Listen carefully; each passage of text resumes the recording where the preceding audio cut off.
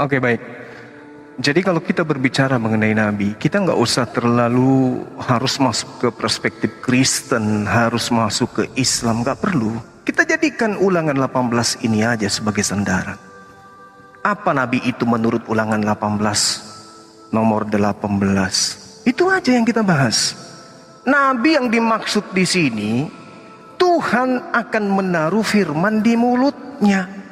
Itu Nabi itu aja, nggak usah kita melebar ke mana-mana. Seorang nabi akan kubangkitkan bagi mereka dari antara saudara mereka. Mereka ini siapa? Bani Israel. Siapa saudara dari Bani Israel? Yang kita tahu, kalau kita ingin mengetahui lebih detailnya lagi, kita baca Kejadian 17. Apa yang Tuhan katakan? Karena itu namamu bukan lagi Avram, melainkan Abraham. Karena engkau telah kutetapkan menjadi bangsa, bapa sejumlah besar bangsa. Aku akan membuat engkau beranak cucu sangat banyak. Engkau akan kubuat menjadi bangsa-bangsa, dan padamu akan berasal raja-raja. Kepadamu dan keturunanmu akan kuberikan negeri ini yang kau diami sebagai orang asing, yakni seluruh tanah Kanaan akan kuberikan menjadi milikmu untuk selama-lamanya. Dan aku akan menjadi Tuhan mereka, Tuhan anak-anakmu. Jadi data ini kemudian berkesesuaian dengan surah Al-Baqarah ayat 124. Bagaimana kemudian Allah menjanjikan keturunan Nabi Ibrahim. Sedangkan kalau kita melihat tanah Kanaan, sekarang ini kita kenal dengan tanah Palestina. Tentu saja kalau kita berbicara... Pak Suma sebentar, mohon maaf, tolong di hold waktu Pak Suma. Pak Suma tolong kembali pada poin. Ada 2 poin yang beta wajibkan untuk Pak Suma tanggapi. Pak Suma sudah, menurut beta sudah retailing. Pak Suma tolong tunjukkan bahwa analogi harus sama semuanya supaya mendukung argumennya Pak Suma. Itu yang pertama. Yang kedua, terkait perbedaan konsep Nabi menurut Islam Kristen. Nah ini kan menurut Pak Esra ini karena bicara tentang Alkitab. Maka Pak Esra lebih berpikir bahwa ini harusnya perspektif Kristen menurut Pak Esra dalam wacana. Karena bicara tentang Alkitab dan otoritas yang merupakan otoritasnya buku otoritasnya yang digunakan oleh kekristenan. Jadi Pak Suma tolong elaborasi dulu soal analogi dan soal perbedaan konsep Nabi ini. Jadi jangan bicara hal lain dulu. Silakan. Iya. Jadi begini, ini kan saya jangan diarahkan, tapi Pak Esra suruh tidak diarahkan. Arahkan juga beliau bahwa ini kita membahas Ulangan 18, tidak membahas tentang Yesus. Yesus itu Tuhan, bukan Nabi. Harus Anda pahami itu dulu. Jangan hanya tegas kepada saya. Dia berbicara mengenai saudara-saudara mereka. Saudara mereka siapa yang ada di tanah Palestina yang tinggal bersaudara di sana? Bani Arab dan Bani Ishak. Tak ada orang Kristen di sana. Terkait mengatakan bahwa kitabnya Anda ini bukan kitab saudara. Ini bukan kitabnya Kristen. Ini kitabnya orang Yahudi.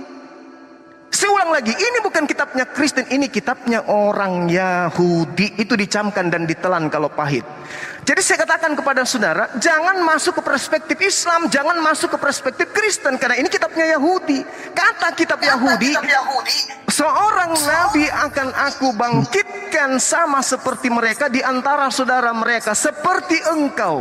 Kamauka dalam bahasa Ibrani. Kamauka itu berarti dia harus sama seperti Musa. Tidak boleh yang tidak sama seperti Musa, jangan dibawa-bawa ke sini.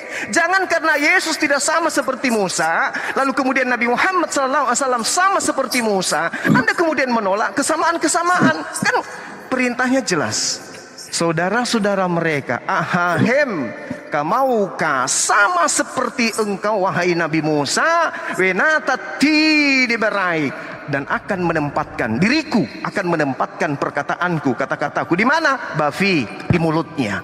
Nah sekarang gini, silakan Pak Suma, silakan. Pak Esra bertanya, kenapa harus sama semua? Saya juga bertanya, kenapa harus tidak sama semua? Sementara dalilnya sama seperti Musa. Bukan dikatakan tidak sama Musa, tapi sama seperti Musa.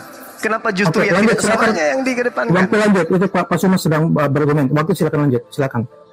Oke, jadi kalau berbicara mengenai Nabi, jangan perspektif Kristen, karena tak ada satupun Nabi yang diutus kepada Kristen. Itu catat dulu.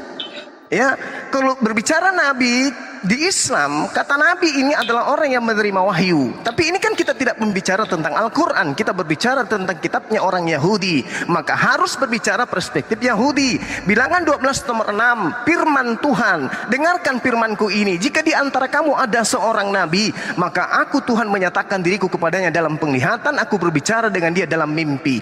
Maka Nabi yang dimaksud di sini sama seperti Nabi Musa, Tuhan menyatakan dirinya kepada Nabi tersebut. Sehingga yang dikatakan oleh Nabi tersebut adalah ucapan-ucapan Tuhan yang terlontar dari mulutnya. Sebagaimana Nabi Musa kemudian menerima kitab Torah dengan rentetan penjelasan hukum-hukum Tuhan di dalamnya. Maka Nabi yang sama seperti Musa pun harus sama, memiliki sebuah kitab di mana kitab ini adalah himpunan dari semua firman Tuhan yang ditaruh di mulut Nabi tersebut.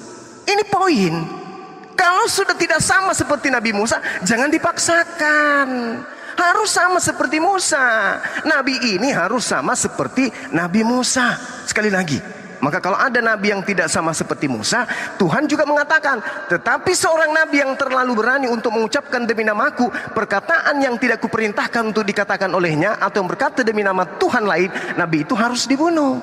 Yohanes 3 atau Lukas 24 nomor 44 sampai 46, Yesus berkata, ada tertulis tentang aku di dalam Taurat bahwa Mesias akan mati dan bangkit pada hari ketiga di antara orang mati. Tapi itu tidak ada di Taurat. Artinya Yesuslah kena terhadap dalil Ulangan 18:20 ini. Silakan.